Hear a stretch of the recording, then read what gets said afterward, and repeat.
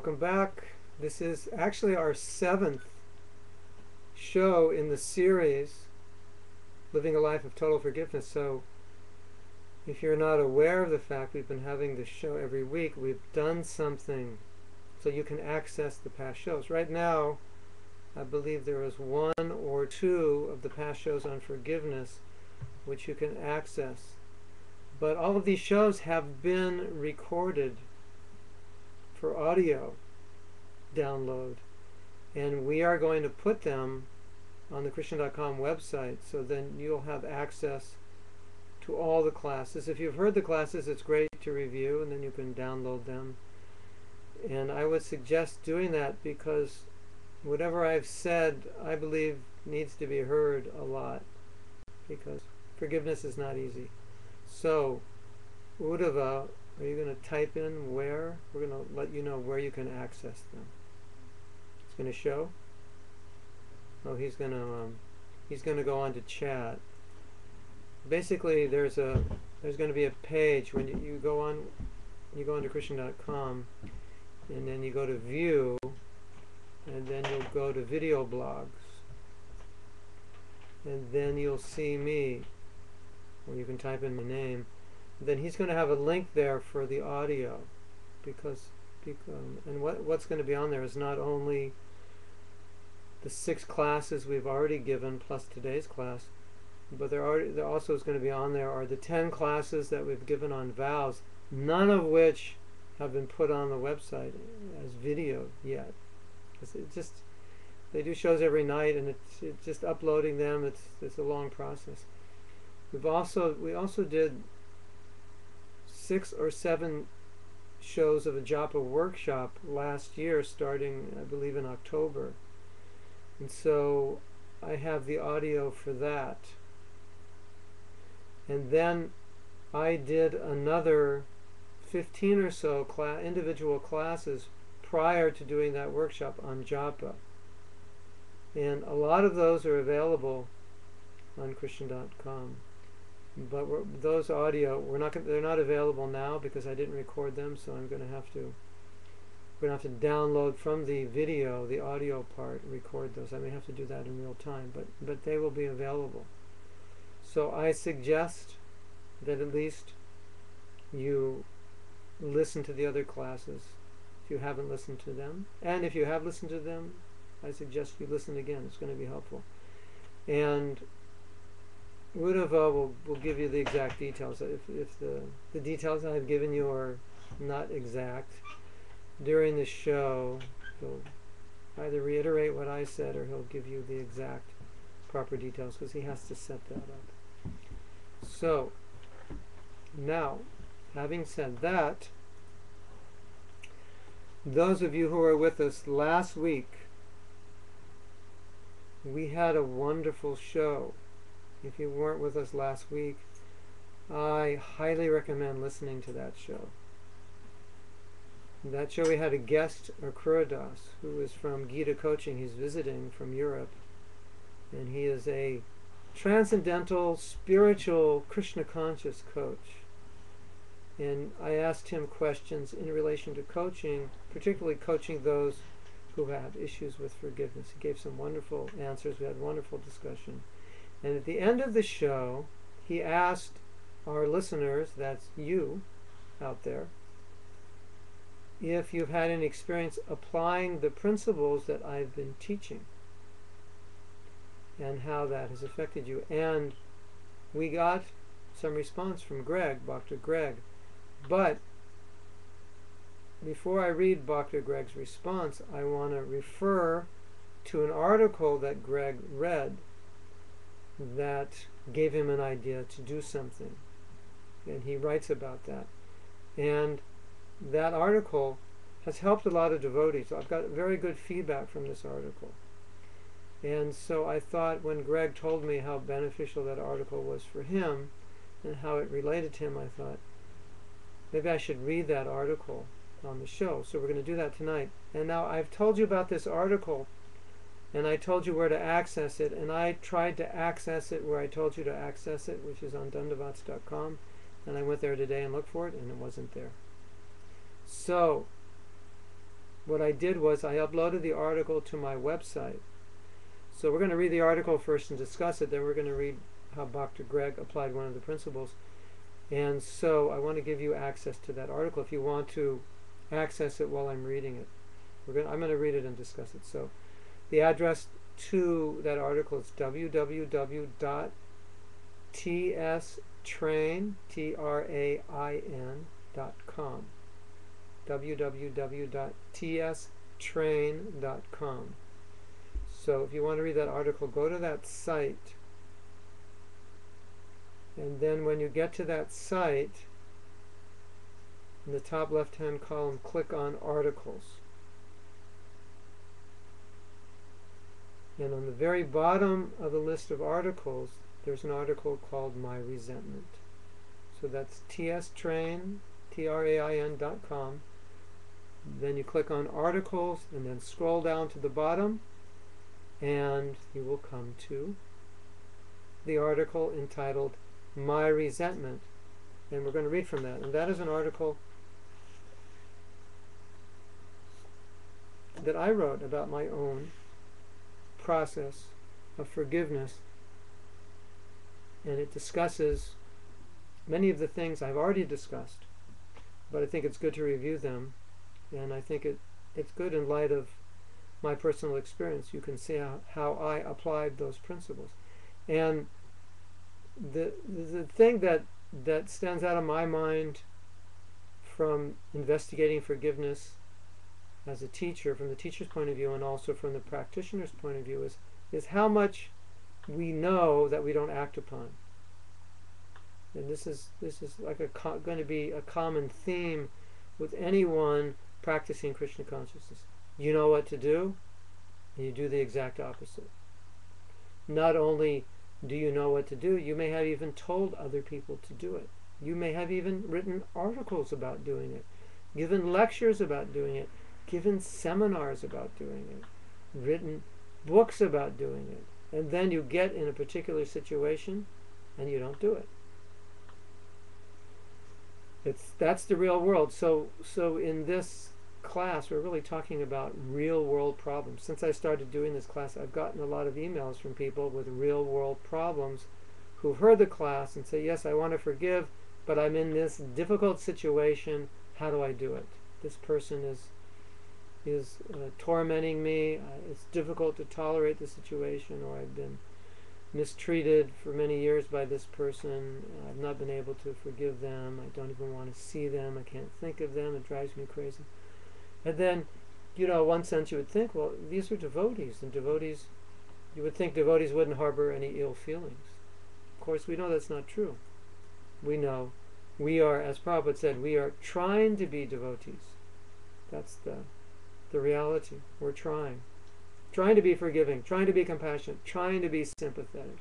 It's not always possible. So, okay. So let's read the article. If you have access to it, please, you can read along. And also, there's a link there in which you can download it. What that link does is it turns it into a Word file, which you can copy and paste into Word, and then you'll have the document. If you want to save it, that's how you can save it. Okay? And I recommend you do that. I think you'll find this beneficial. Last year, I forgave this. So when did I write this? This was probably 5 years ago. Last year, I forgave 4 devotees who were responsible for causing pain and frustration in my life. Actually, I didn't forgive them of my own accord. I was asked to forgive them. And I was asked to forgive them for my own benefit. Interesting.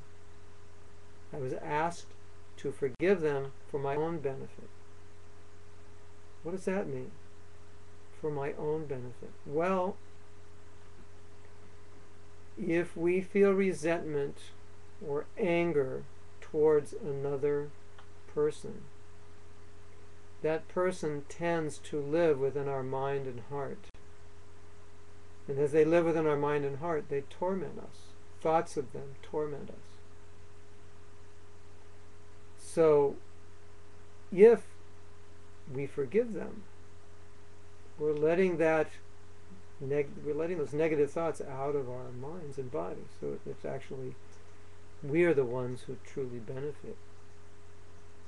For resentment is like we are the jailer. We've jailed ourselves. And we're also the warden. We have the key to let it go, but we don't. So forgiveness is when the warden opens the jail cell.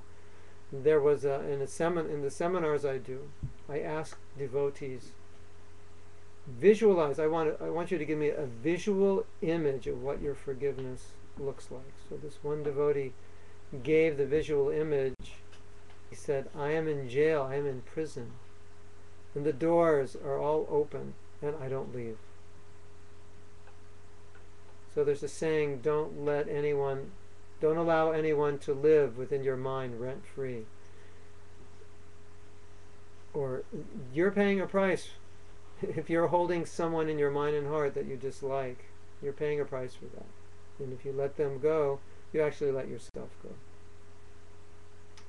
First, I focused on the ways these people hurt me.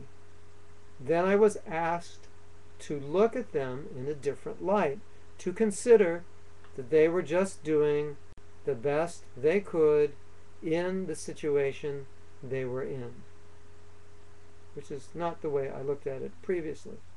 Next, I was asked if I would be willing to forgive them, not with the hope that they would ever change or that we would have a better relationship, but in order to free myself from the negative effects this resentment was having on me. So this is another important point I've made.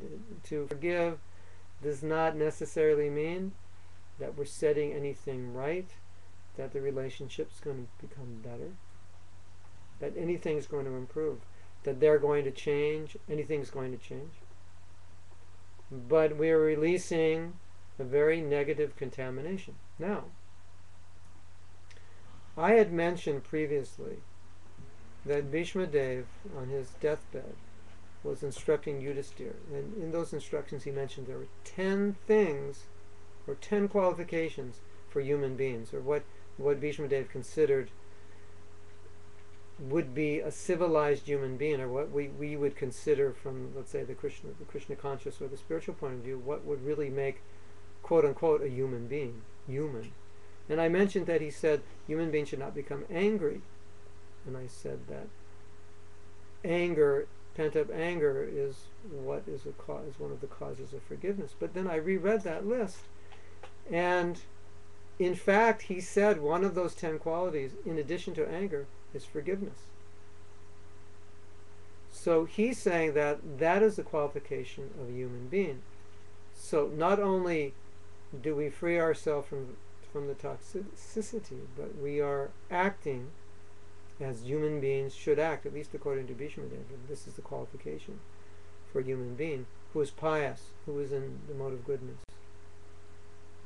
So you could say, as a contribution to human society, as a contribution to the planet, as a contribution to the welfare of the world, we should be forgiving. At least forgiving. Okay. I went along with it. In other words, being asked to forgive, I went along with it because I realized there was no point in holding on to these bad feelings. There's no positive effect. So I thought it over. I said, well, what's the point? There's no positive effect of this. The moment I let go of those feelings, I felt cleansed, uplifted, and energized. And I would say, of these 3, energized was the most prominent. I felt extremely energized. I felt like I was really being held back by holding on to this resentment. And it just released all this energy to go forward, because I was reluctant to do certain things because I was afraid I would be burnt as I was burnt in the past. So I could actually feel this energy, and then what came with the energy was enthusiasm. I became very enthusiastic to do devotional service, where I was holding back before. 3 of these people were former gurus who fell down and left ISKCON. I had dedicated tremendous amounts of my youthful blood, sweat, and tears building up temples they reigned over. When they left, those temples were severely affected. On 3 different occasions, this happened 3 times. So you could just try to imagine how I felt. 3 temples that I dedicated myself to building up kind of more or less crashed when these gurus left.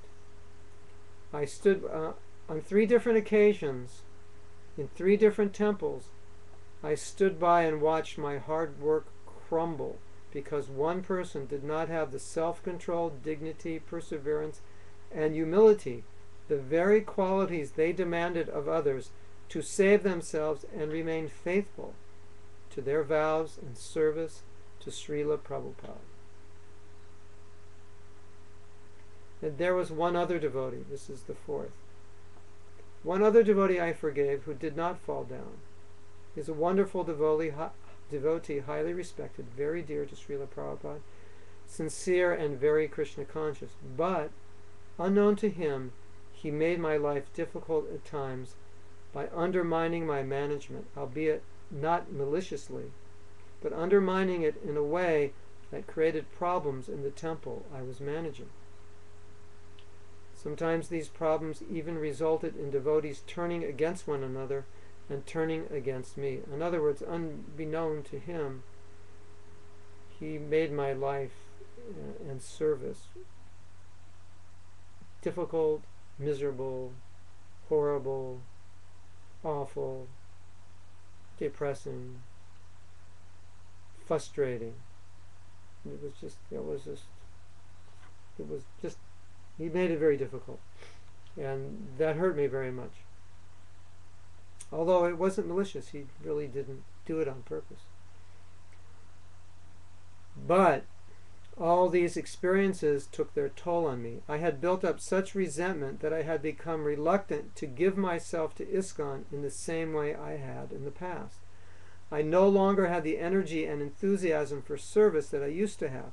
I now was more cautious. I was becoming more concerned about my well-being than the well-being of ISKCON.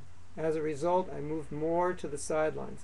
I was being held back by a lot of pain, hurt, frustration, and anger. I was afraid to step too far forward again. In other words, I was afraid the same thing was going to happen. That I was already burnt and I didn't want to get burnt again. Can any of you out there relate to this in your own way? Maybe not within ISKCON, but within your own way, with dealing with other authorities. Is anybody out there? Okay. Yet when I forgave those devotees, my enthusiasm miraculously came back. I immediately realized that I allowed the hurt to control me. I allowed the behavior of these devotees to hold me down. I allowed these past experiences to determine my future. I had played the victim and not taken responsibility for my own situation. Let me read that again, because that's very important. I had played the victim and not taken responsibility for my own situation. In other words, playing the victim means I was helpless. I couldn't do anything. I was hurt, and this was the situation, and there was no way around it. I was a victim of these people's actions, which was not true. I made myself the victim. As my enthusiasm increased, it became more obvious to me that many devotees are still in the same position I was in. That is, blaming ISKCON, blaming leaders, holding grudges, etc. Or they have been hurt or betrayed by another devotee and can't get over it, or a sibling or a parent. I used my resentment to justify why I was not as Krishna conscious as I could be. Yet deep down I knew that at the time of death, if I had to convince the Yamadutas that the reason I am not Krishna conscious is that so-and-so Swami fell down, or that ISKCON mistreated me, the Yamadutas were not going to buy it. Certainly they weren't going to say something like, "Oh, I'm so sorry to hear that, Mahatma, you poor thing." We totally understand what you went through. Rather, they would say, tough luck, dude. Now come with us. Your next body is waiting. So, in other words, no excuse for being Krishna consciousness is good enough for the Yamadutas. The Shastras are full of stories of forgiveness. Ambarish Maharaj forgiving Dhruva, Parikshit Maharaj forgiving Shringi, Narada Muni forgiving Daksha, Prahlad Maharaj forgiving Hiranyakashipu, Haridas Thakur forgiving the guards who beat him, Nityananda forgiving Jagai and Madai, Parasurama forgiving those who stole his family's Kamadhenu cow, and of course Krishna forgives all of us, no matter what we've done. Shastra implores us to forgive. The Srimad Bhagavatam lists forgiveness as one of the qualities of civilized human beings, and Srila Prabhupada asks us to be forgiving so we can cooperate to spread the movement.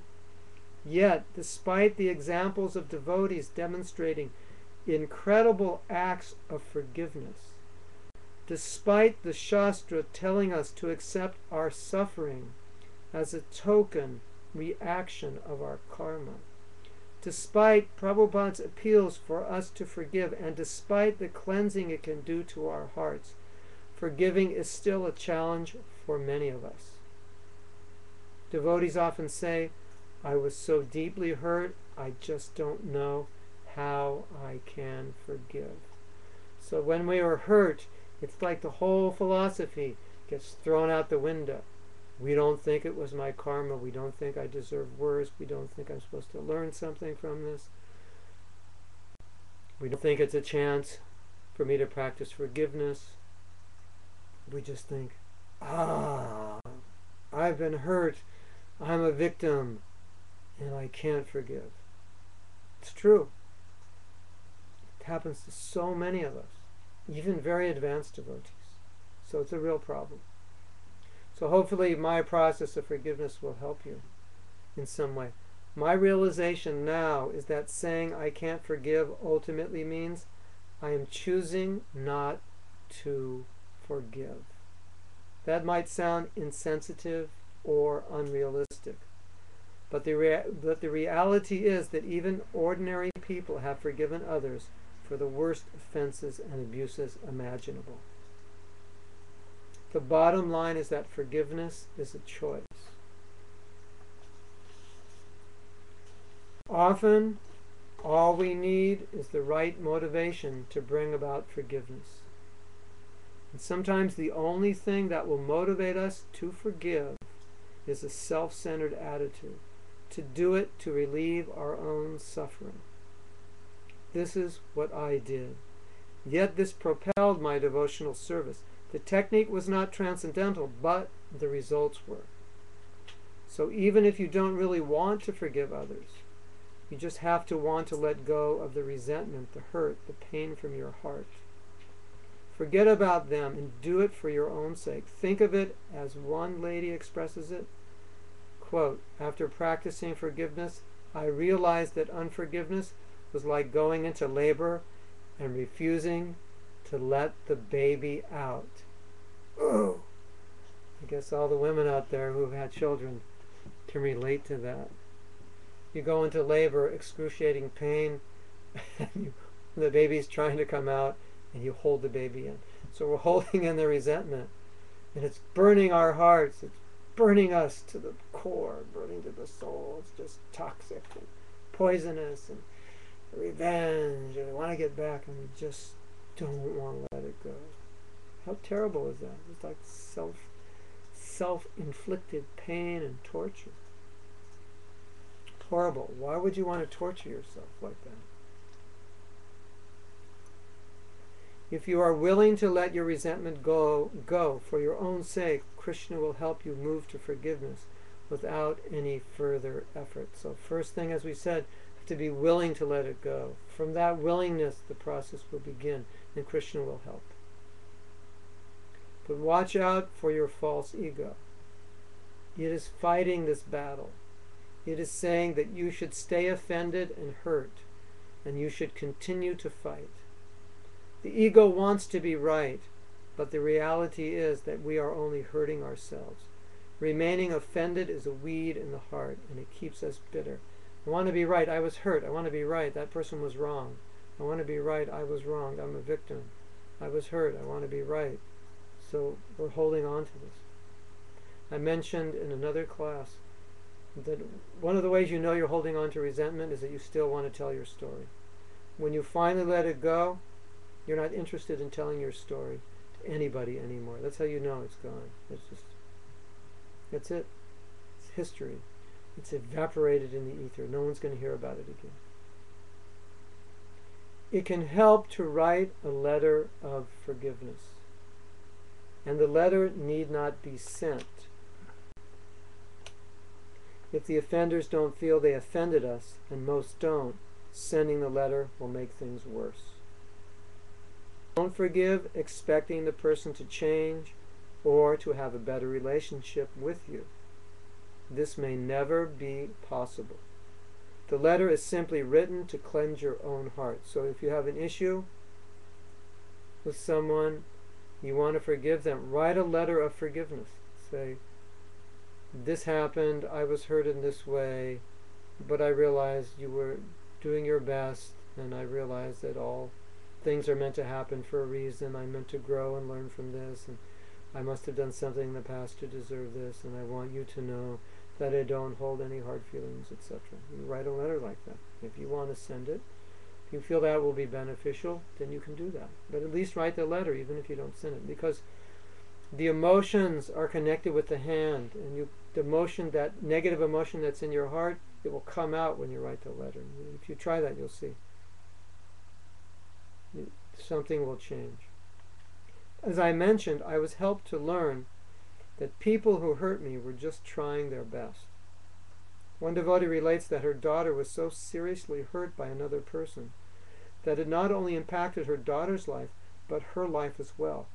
When she found it impossible to forgive, her husband asked her to consider if she could have possibly acted in a similar way had she been in the same situation as the offender. As she considered this, she realized it was possible that she would have reacted the same way. And this enabled her to forgive. Understanding the situation a person was in when they made the offense or committed the abuse, as well as understanding what that person has gone through in life that may have contributed to their actions, is an essential element in coming to complete forgiveness. Hate the sin, not the sinner. Or if you want to take it up a notch, hate the sin and love the sinner, which we're going to talk about later. Srila Bhaktisiddhanta Saraswati Thakur had a wonderful method to release resentment. Whenever a disciple would come to him to complain about another devotee, he would say, "Does that devotee have any good qualities?" When the disciple would point out their good qualities, he would say, "So focus on those qualities." This is an amazingly powerful tool, because resentment will not reside in a heart full of appreciation. This is such an important point. I want to read this again.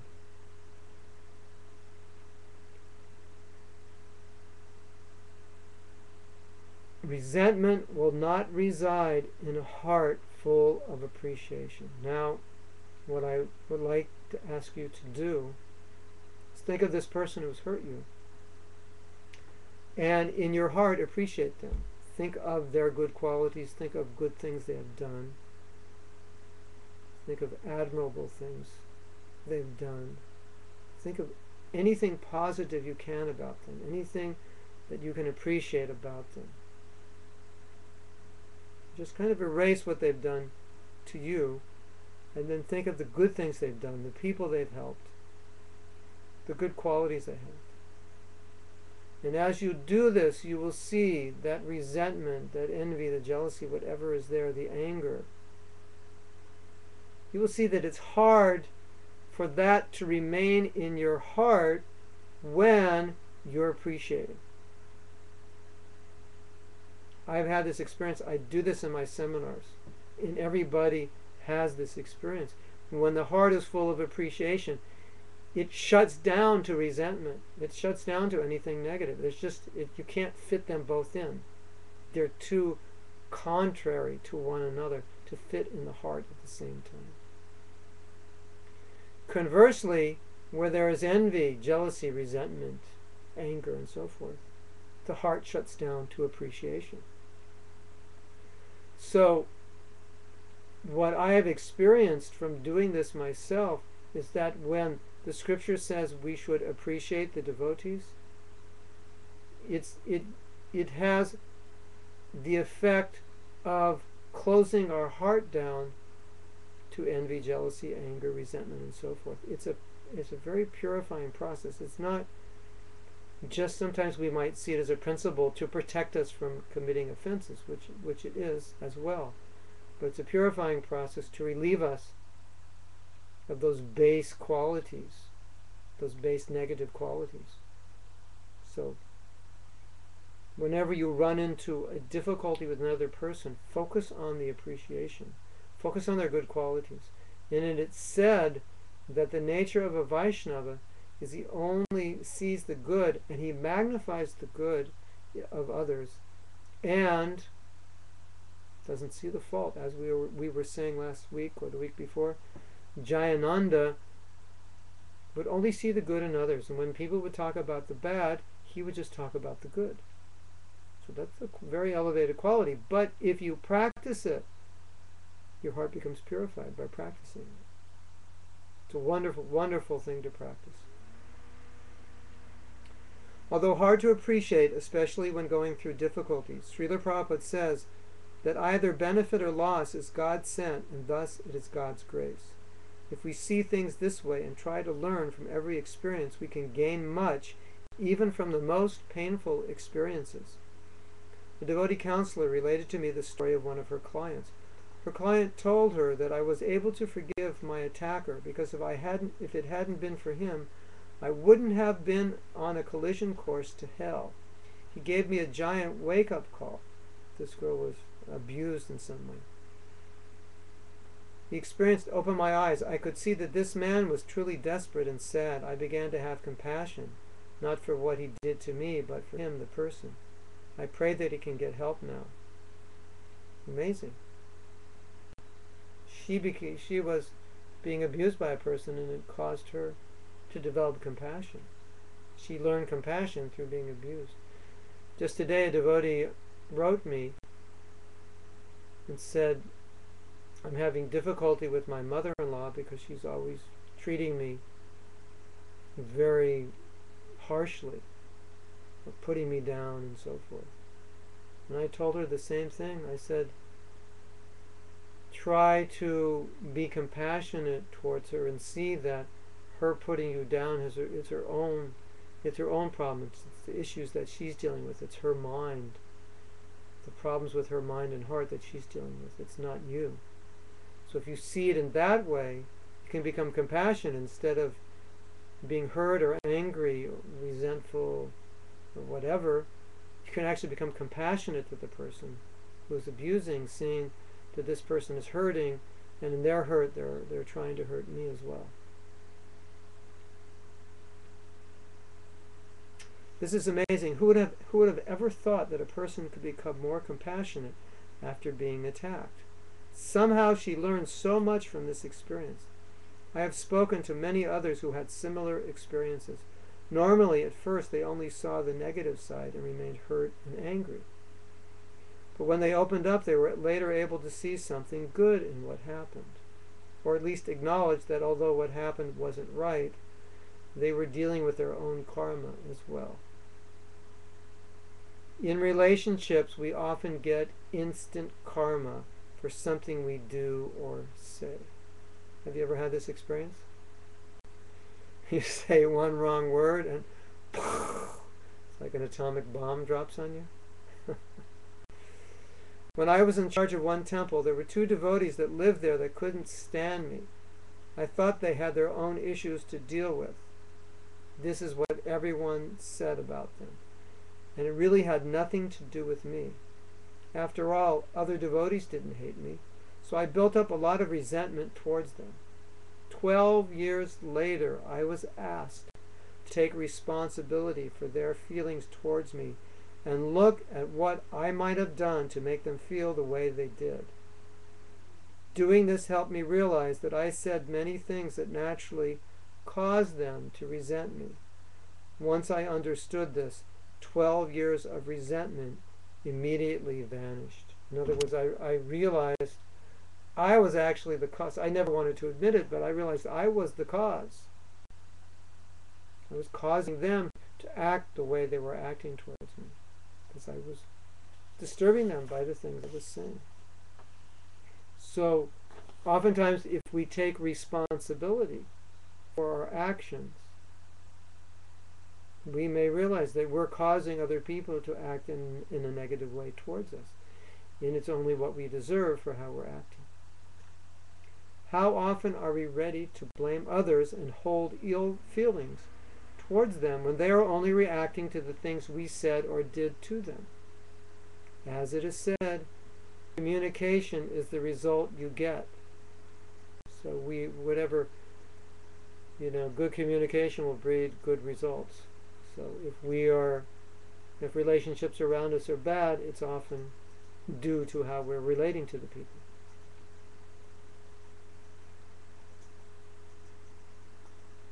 Had I not taken responsibility for my actions, I believe I would have carried my resentment towards those two devotees my entire life.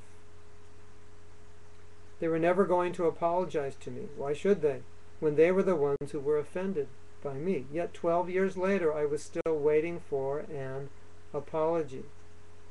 Why? It was because the resentment I had towards them was poison in my heart, and I desperately wanted to rid myself of it. Unfortunately, I thought the only way this would happen was for them to apologize. In other words, I didn't even see a way out of this. I had this resentment, and I didn't see any way out of it unless they apologized. So I thought, until they apologize, this resentment will remain in my heart. What a fool I was. For 12 years, I thought I had no control of the situation, that they held the key to my resentment. You understand this? If you're waiting for someone to apologize, if you're waiting for someone to change, then they hold the key to your behavior, because you're saying, I can't change unless they change. So now your change is in their hands. That's not really the position you want to be in, I don't think. I think you'd rather be in control of your own heart and mind and consciousness. But what if an actual offense is made against us? We see in the example of Ambarish Maharaj that he did not take offense when Durvasa Muni mistreated him.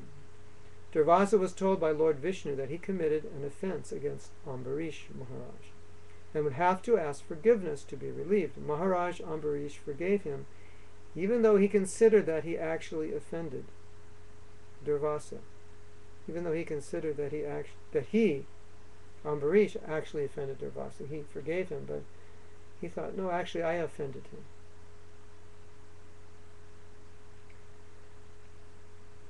Okay.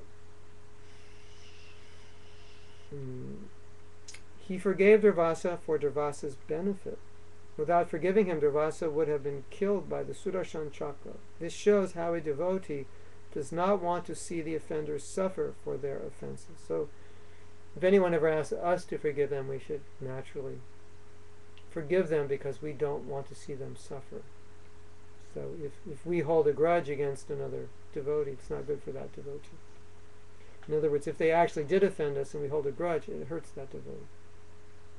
In addition, Prabhupada writes that if we don't forgive, we are as guilty as the offender, guilty of the sin of unforgiveness. Ah, interesting, isn't it? If we don't, okay, this person is guilty for offending me or abusing me, but I'm guilty of being unforgiving.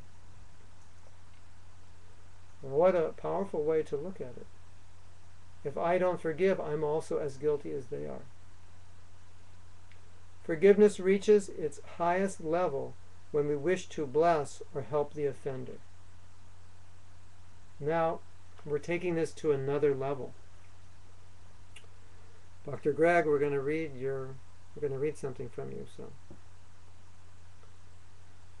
So now we're going to take this to a totally different level. This is very powerful because we're not taking a reaction to forgiveness. We're taking a proactive attitude. Forgiveness reaches its highest level when we wish to bless or help the offender. Prahlad Maharaj not only forgave his father, but prayed to the Lord for his liberation. Haridas Thakur prayed for the guards that were trying to kill him. Nityananda Prabhu desperately wanted to save Jagai and Madhai, even after they tried to kill him. If we give mercy, we get mercy.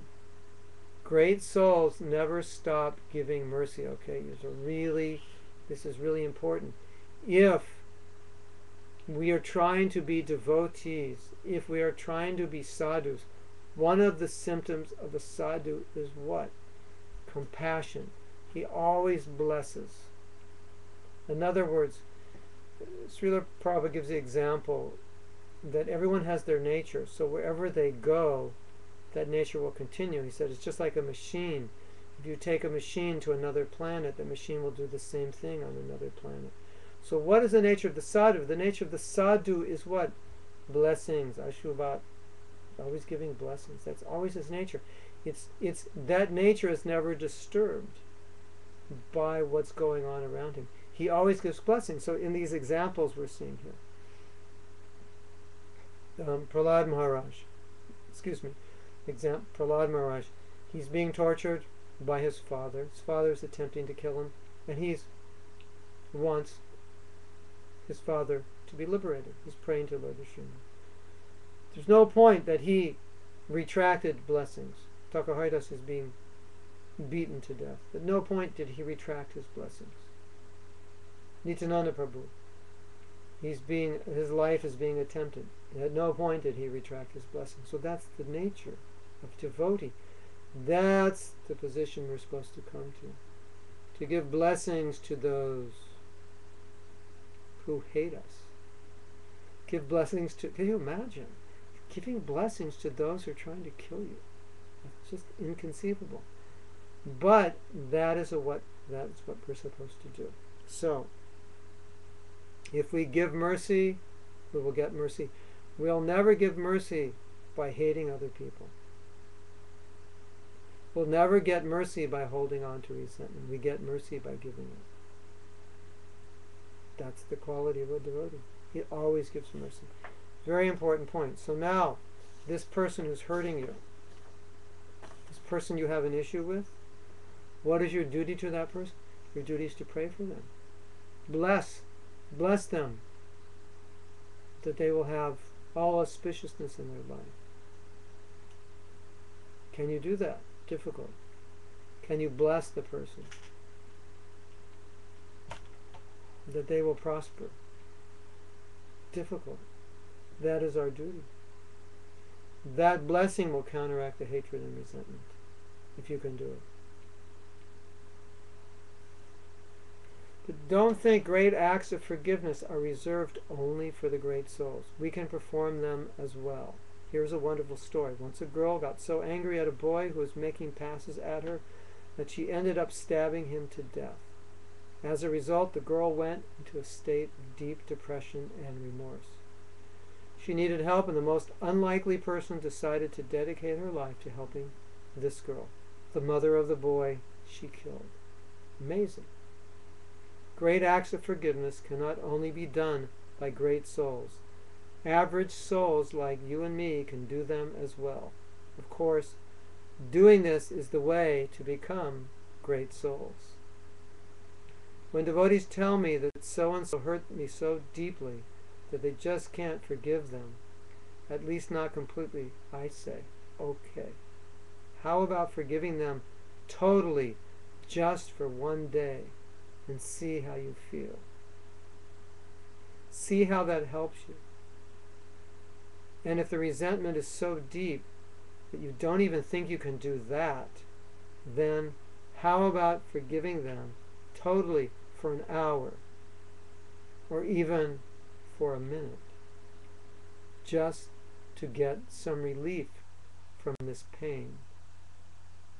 That will hopefully inspire you to continue with forgiveness. Remember, no thought lives in your mind rent-free. You're paying a price for every thought in your mind. Okay, stay with me. We've got 2 more pages, but it's worth it.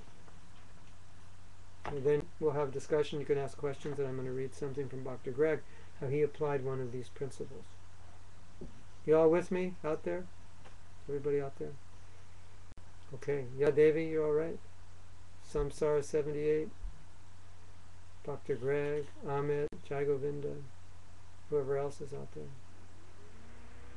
Everything's okay out there? It's cold here in Alachua. Can you believe that? We had a cold front in May. It's almost, well, I don't know. 60 degrees is cold for us now. Okay. Everything's good here, nice and cool. Okay. Sadhana means practice. Sadhana means practice. We practice the activities and behavior of pure Vaishnavas. Practice means we do things which we may not feel like doing. And by doing them, we develop an attraction for them. Once Prabhupada said that if we don't feel like dancing, we should dance anyway. Then we will feel like dancing. Similarly, we need to practice forgiveness even if we don't feel like it. As we practice forgiveness, it becomes easier to forgive and enables us to forgive on a higher level, perhaps even coming to the point that we can bless or even help the offenders. That's another, could you imagine that? Somebody hurt you so deeply and now you want to serve them. You're going to help them. Wow, amazing. I encourage you to honestly examine the resentment you may still be harboring in your heart. Who has hurt you that you have not yet forgiven, and how is that playing out in your life? When devotees feel hurt by ISKCON, it boils down to being hurt by someone. Or maybe you don't feel resentment for anyone, but there is one thing that someone did you just can't forgive. Ask yourself, could I somehow or other let it go? If Nityananda Prabhu, Prahlad Maharaj, and Thakur Haridas could forgive those who attempted to take their lives, could I not forgive those who hurt me? It is a liberating and purifying experience that will unleash increased enthusiasm and happiness in your life.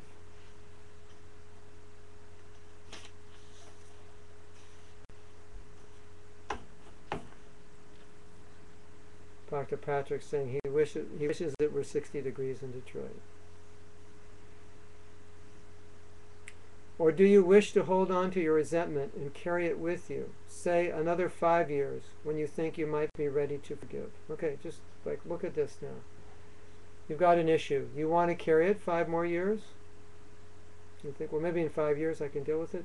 So if you think you're not ready now, you're going to have to keep carrying it with you. Are you ready to carry it? And you don't know how long you'll carry it. So I picked this number. You ready to carry it 5 years? And you start thinking, 5 years? No, I don't really want to carry it 5 years. Well, let's say you don't give it up and you carry it 5 years. It's 5 years from now. 2014, and you still have it.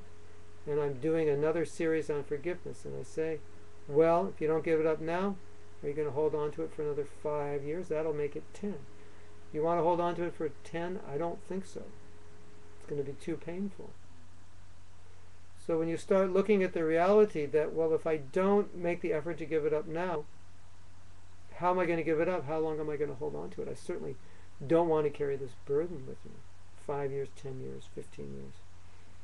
What about carrying it 10 more years? What about another 20 years? Is that how you want to live your life? Of course not. You can let it go in a second or carry it with you the rest of your life. You decide. It's true.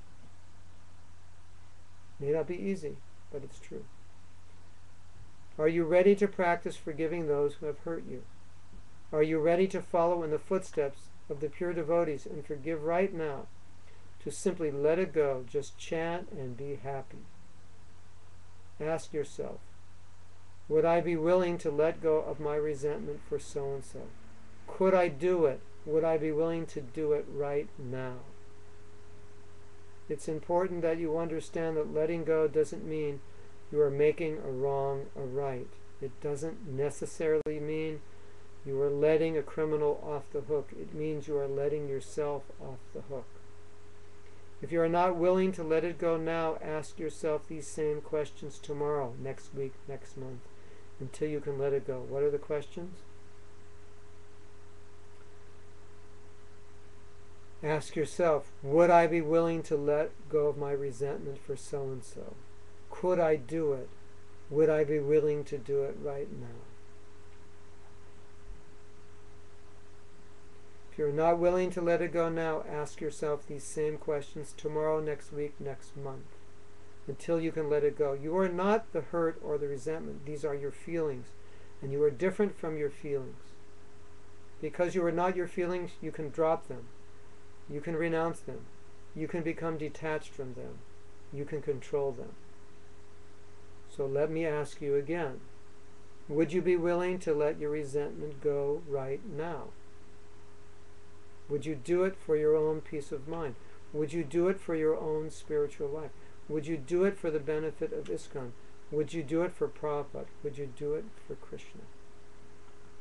If you say, I can't, what do you think it is about you that will not allow you to forgive? And how does that play out in your relationships, even in your relationship with Guru and Krishna? And what is that I can't, what is that saying I can't costing you? So again, if you've just tuned in, you can download this article, which our class is based on today, www.tstrain.com. And then go to articles and scroll down to the article entitled My Resentment. And as I mentioned earlier, this is the 7th in a series on living a life of total forgiveness. 6 of the other classes are being made available on Krishna.com. And Uddhava, do you want to tell them how? I told them, you want to hear what I told them when you were gone? I told them go to view, video blogs, go to Mahatma, and then there'll be a link there for audio. Is that correct? And if you have any problems, then you can send a letter to Krishna.com and they'll guide you. So,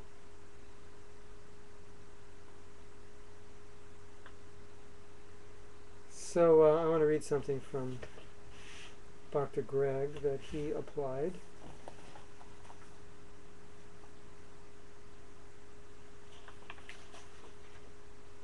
He sent me a few emails here. First he described the situation, and then in length, and then he abridged it furthermore. But anyway, it was a terrible situation, which I won't describe, but he says, the situation I posed has been eating away at my heart for over a year now. And I do not think, maybe because by nature's design I am a glass half empty type, but I do not think at this point that the unsent letter can stop the sting. So I asked, in this article, which he read, I asked, write the letter and don't send it. So he's questioning if that will work. I do not think at this point the unsent letter can stop the sting. I cannot communicate with this person unless I want more of the same bad karma, which I don't. In other words, by contacting them, it's just going to make things worse. So I'm trying to put to use the unsent letter theory, and over time we'll see. So then I'm going to continue with his letter later, but he writes another one. Here's a lesson I learned from the unsent letter, because Akura was asking for any lessons we learned. After a great deal of thought, this way and that, and after having drafted, sealed, and stamped the letter, having momentary intent to truly send the letter, now, after I permitted time to creep in, could be that the lesson you gave me was that of a kinder, more rational man, if not that of a wiser man, if not out of deliberate intent to hold off on sending, then a power much mightier than I. Accordingly, the letter will remain unsent, and I am in the process of forgiving past deeds wrongly committed. I have learned that forgiveness has, at least in this case, released me, so to speak, and that a greater weight has been lifted from me in this manner, versus the path I had chosen through holding resentment. Had it been something that would have threatened the health or life of a family member, for instance, then much more internal debate would surely take place. This is what I have learned. Thank you, Mahatma. One lesson towards the way back home completed. And there'll be thousands of more. Okay. Greg has said something else. He's asking in his letter about self-forgiveness. So I'll read this here. The bigger challenge remains as to how to forgive myself for falling prey to Maya when all I want to do is kick myself for allowing it. How do I release the karma that doing eye for an eye has brought me? I wish I could have remained a wiser man and held my tongue. In other words, it sounds like you reacted in a way in which you now regret. And it's not just as simple as psychologists will tell a person. It's over with time. It's over with time, and it's time to get it on. It's a burden that seems like it will be carried at least one lifetime, maybe more. So maybe you could work a little something in on your next lecture about the unsent letter, how to forgive one's own self, how to release or at best repay for the past bad karmic reaction. So,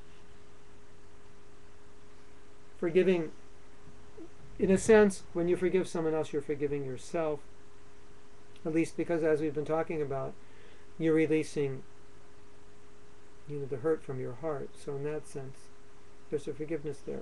And I think in the broadest sense, at least the way I've understood it from Srila Prabhupada and seen how he's dealt with devotees, that in practicing Krishna consciousness, probably the worst thing, or one of the worst things that can happen to a devotee, is for them to lose enthusiasm and just give up. Because we see Rupa Goswami teaches utsahan, which is the first principle, utsahan, enthusiasm and determination and patience and tolerance, and these qualities are necessary. So if we do something very terrible, something that we later regret having done, something so not Krishna conscious, then it's easy to become discouraged by that and just look at ourselves and say, how could I have done that? I'm such a fool, an idiot, a rascal, and what's the use of even going on in Krishna consciousness after having done such a thing? And the fact that I did it just shows how Krishna conscious I'm not, and it just shows how conditioned I am and how useless it is for me to practice Krishna consciousness, because I'll probably just do it again because I'm so worthless and so unself and so conditioned, and I've done so many horrible things in my past, and I have no self-discipline, and I'm probably more highly conditioned than anyone else, and it's probably more difficult for me to be Krishna conscious than anyone else, etc., etc., etc. Now, obviously, if you think that way, then the first principle of enthusiasm is going to be impossible. You will obviously not be enthusiastic. On the contrary, you'll be totally distraught and have no desire to serve Krishna. So, one of the things that I've seen in Srila Prabhupada's life is whenever a devotee went off, and to whatever degree that devotee went off, Srila Prabhupada always accepted the devotee back. And the prerequisite was the devotee's desire to continue in Krishna consciousness. That was the real thing. And we can say it was the devotee's sincerity to go forward. So we can mess up, and not only can we can say it should be expected. Of course, I don't want everyone to have a self-fulfilling prophecy now. So Mahatma said we should expect to fall down. So now I'll be getting all kinds of letters from you all telling me how you all fell down this week. So I don't want to look at it that way, but But I would say we have to look at it in the sense of when a conditioned soul comes to Krishna consciousness, if a conditioned soul has difficulty, if a conditioned soul falls, if a conditioned soul does something which is not Krishna conscious, it's not a surprise. Indeed, it should be, at least to some degree, expected that we're going to act that way. So if we're going to go ahead in Krishna consciousness, we need to be able to learn how to forgive ourselves enough to continue enthusiastically. Okay, I fell, or okay, I had this problem, but I really want to be Krishna conscious, and there is some sincerity in my heart, and I am conditioned.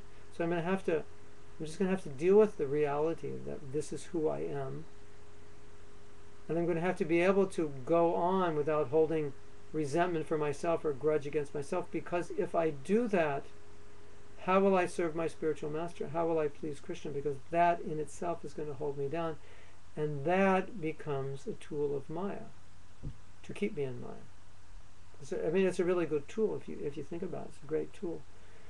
You're so hard on yourself. You just can't forgive yourself, and as a result, because of that, you pull yourself down. So we want to pull ourselves up. So if we don't forgive ourselves, how can we pull ourselves up? It'll just pull us down. So now I always think that the mercy of Lord Chaitanya is so vast that he forgives the countless numbers of sins of any conditioned soul who takes shelter of him. So if he's forgiving to that degree, even though we have no qualification, then shouldn't we be forgiving to ourselves, a little kinder to ourselves, a little more gentle on ourselves? I mean, Jaga and Madhai were the lowest of the low, and they were forgiven, and we are not that low. Then the other thing that we have to see is another thing that I saw that Prabhupada wanted to see is when a devotee deviated, a devotee fell, he wanted the devotee to learn something so that he wouldn't continually commit the same mistakes. So what am I to learn from this? Wonderful question to ask. And then if I learn something from my misbehavior, hopefully that will minimize that misbehavior or eliminate that misbehavior. So kind of taking things in a positive way. Srila Prabhupada was very positive. So the real essence of what I'm saying is how to turn things around in a positive way so that it can generate more energy for devotional service, because if you don't forgive yourself, it generates negative energy. It zaps your enthusiasm. But what's the use? I'm such a rascal. Why should I even try? I'll probably just fall again. Right? How could I do such a thing? And just, sometimes when people feel that way, they end up doing the same thing again because they feel so helpless, because they're so down on themselves. Prabhupada was never down on himself, on us like that. He didn't deal with us that way. So if you see self-forgiveness in light of it as a necessity for practicing bhakti, and if you see failure as a necessity for a conditioned soul to achieve perfection, and if you see failure as built into the process, that by nature, because pure devotional service is such a high level, we are going to fail in our attempts again and again to achieve that. But it doesn't mean we can't get it. Failing means I tried to step 3 steps and I failed, so I fall down 3 and let me walk up one by one and get back to where I was, and then gradually take the next step. And somewhere along that staircase I may slip and fall, but let me get back up and go on. That's to be expected, unless you were very, very Krishna conscious in your last life and you're just here to finish it up. It's expected you will have some trouble. But you will find that as you advance in enthusiasm and determinations to follow Krishna consciousness, you'll have less and less trouble. So now, I'm going to go back and look at some of the conversation, if there is any. And let's see, okay, Bhakti Pratik. Okay? Go ahead. Here's something from Bhakti Pratik. Whoops, we lost it. I'm not sure if you remember me. Whoops. Well, I have a problem here. That the chat box keeps moving. I'm not sure if you remember me talking about the mistake I made that caused me to lose a very dear friend, Mahanta. But today some things came up and I wasted a few hours after school texting a friend about things that were said. Deep down I deep down want to let this pain go. It does me no good, nor others around me to hold on to. But there is something keeping me. There is something keeping me from letting go. And you're right, my mind just can't let it go. The mind is a strong thing. So let it go for a second.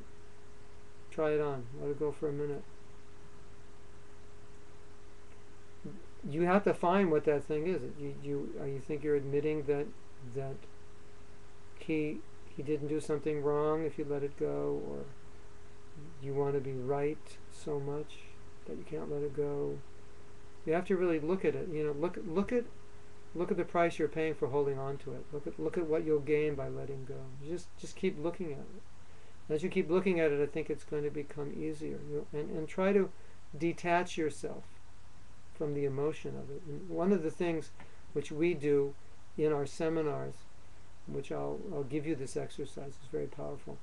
You have your story about what happened, and I'm sure you've told that to many people. Now, what I'd like you to do after the show, anytime, and all of you who are listening, if you have an issue with somebody and you have a story, what I'd like you to do is pretend that Krishna saw what happened and he's going to tell the story from his point of view. And what I'd like you to do is tell the story as if you were Krishna and how he sees it. Because most certainly he will not see it like you see it. He's going to see it differently, right? Because he's got a different vision. So try as best you can to imagine how Krishna would see it. And I'll give you an example. I'll give you an example of this. In one seminar we did this, so one devotee expressed to me that she had an issue with her father, a particular issue from the time she was very young. I don't want to describe what it was, but it bothered her even to this day. And so she told me this story and how it just hurt her so much as a young girl, and even to this day it still upsets her, and she still hasn't forgiven her father for what he had done. And then in the exercise she had to take the role of Krishna. And so as Krishna, I played her and she played Krishna, so she spoke to me as if she were speaking to herself and said, well, I put you through that situation for a reason, and you remember that after it happened you started praying to me and asking, why did this happen? You began looking for me. You became more serious to find me, understand me, know me. And that's why you came to Krishna consciousness, because this incident pushed you towards me. And without it, you wouldn't have come to me. And now, although your family life when you were younger was not so happy, now you have such a wonderful family of devotees. So her whole story, so she realized the positive side of something which she'd been carrying in her heart for over 40 years. So if you take the role of Krishna, tell your story from that perspective and see how much that helps you. And then let me know. You can email me or you can let me know next week.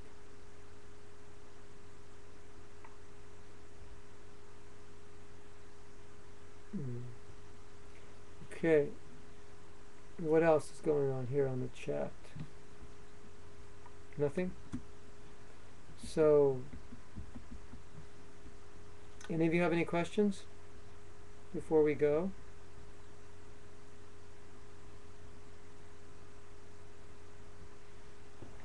Krishna will tell you his story. Yeah, he may say It's kind of funny.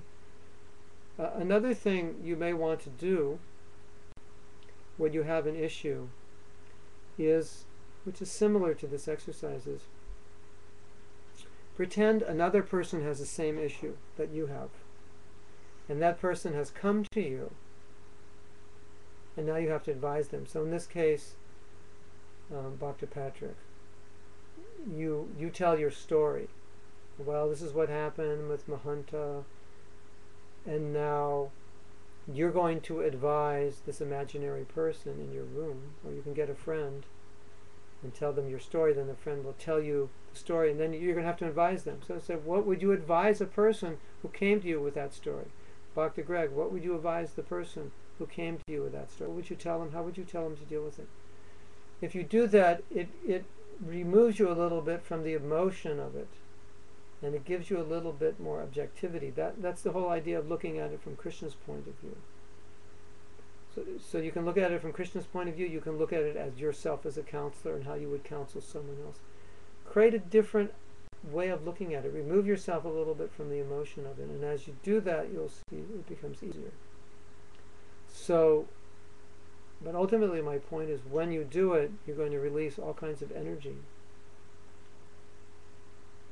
And you'll feel much lighter and more empowered in Krishna consciousness, and then ultimately see it as your duty to Krishna to act this way.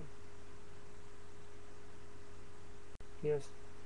You know, this exercise, looking through Krishna's eyes, you can do that in any situation. Any time you're in difficulty, anything that's not working out, any problem you're having, whatever, just stop back and think, how does Krishna see this?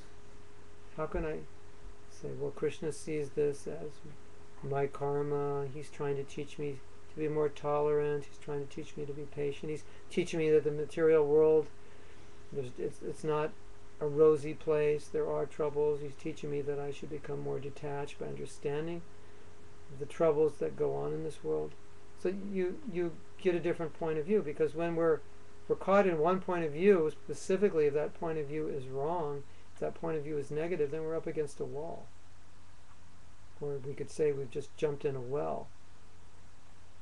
So by seeing it from Krishna's point of view, it's uplifting. Yeah. And anyway, you know, when you read scripture, that's Krishna's point of view.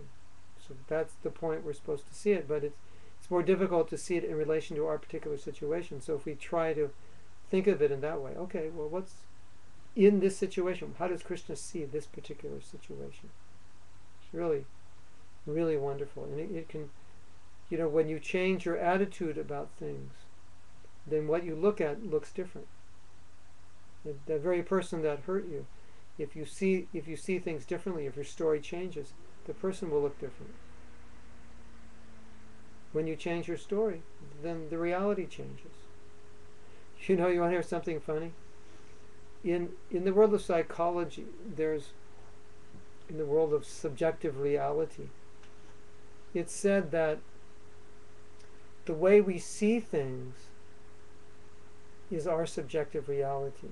That oftentimes no one has an objective view of a situation. It's just different people come and they see things differently according to their personalities, according to their past experiences, according to who they are, their development of knowledge and age and so forth, experience. So in the world of psychology, they sometimes say nothing means anything till you show up. In other words, here's a situation, but doesn't mean, when you show up, you give it meaning. Well, this is what it means. So it doesn't mean anything till you show up. I mean, everyone has their own meaning, but then you show up and you put your meaning to it. So here's a situation you had with this person or that person, and you put your own meaning to it, and someone else sees it, the other person, they have their own meaning. Krishna has his meaning. Your mother, father, sister, brother may have their own meaning. Your guru may have his own meaning. So our meaning is not always the absolute, ultimate meaning, specifically when that meaning is bringing us down, hurting us. It must not be a Krishna conscious meaning. Okay, so now it is 9:17. Unless anyone has any further questions, we're going to end class here. And then once again, if you want this article, if you want to be able to read it or download it, go to tstrain.com and then go to articles, scroll down to the bottom. The article is entitled My Resentment. If you like it, if you think it's helpful, feel free to distribute it to other devotees, and feel free to direct devotees to this site. And the audio downloads, again, this is the 7th class. 6 other audio downloads will be available by going to view video blogs, going to Mahatma, and then the link for audio. Okay, thank you very much. We'll see you next week, and I'd like to hear any stories you have. Please email me or save them, and you can share them next week. Thank you. Hare Krishna. We'll see you then.